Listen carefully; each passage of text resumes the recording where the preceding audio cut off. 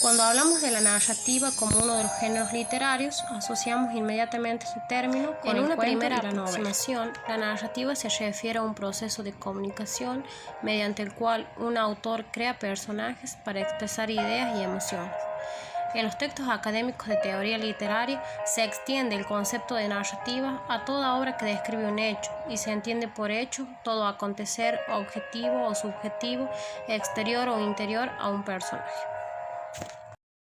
De un modo más preciso, podemos decir que con narrativa hacemos referencia a un relato que consta de una serie de sucesos, la historia, a través de la representación humana, el narrador, los personajes, y con posibles comentarios implícitos o explícitos sobre la condición humana, el tema. Entonces, la narrativa consta de tres elementos fundamentales a los cuales añadimos un cuarto: historia, narrador, discurso y tema. Estos términos, narrador, historia, discurso y tema, junto a los otros que se anotan en el glosario específico para la narrativa, son elementos que la condicionan en el sentido de que con ellos hacemos referencia a la creación del mundo ficticio, la historia, a la creación de un ambiente y unos personajes, el narrador, y al modo como el autor manipula el tiempo, los personajes, la estructura de los sucesos, el discurso. Según lo anterior, el elemento esencial es la historia, y los otros tres muestran la idea central y los recursos mediante los cuales se construye. Por otra parte, hablamos de la narratología, la cual se ocupa del discurso narrativo, sus aspectos formales, técnicos y estructurales, es decir, que es un modelo que ofrece una metodología para el análisis de un relato. El relato designa el enunciado narrativo, al discurso oral o escrito que asume la relación de un suceso o de una serie de sucesos.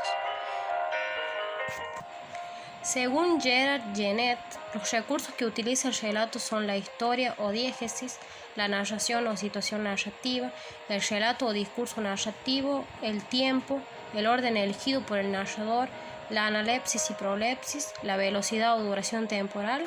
la frecuencia y el modo. En cuanto a los géneros narrativos, estos son modelos en los que se dividen los textos narrativos. Pueden ser largos, la epopeya, la novela, o breves, novela corta, cuento, fábula,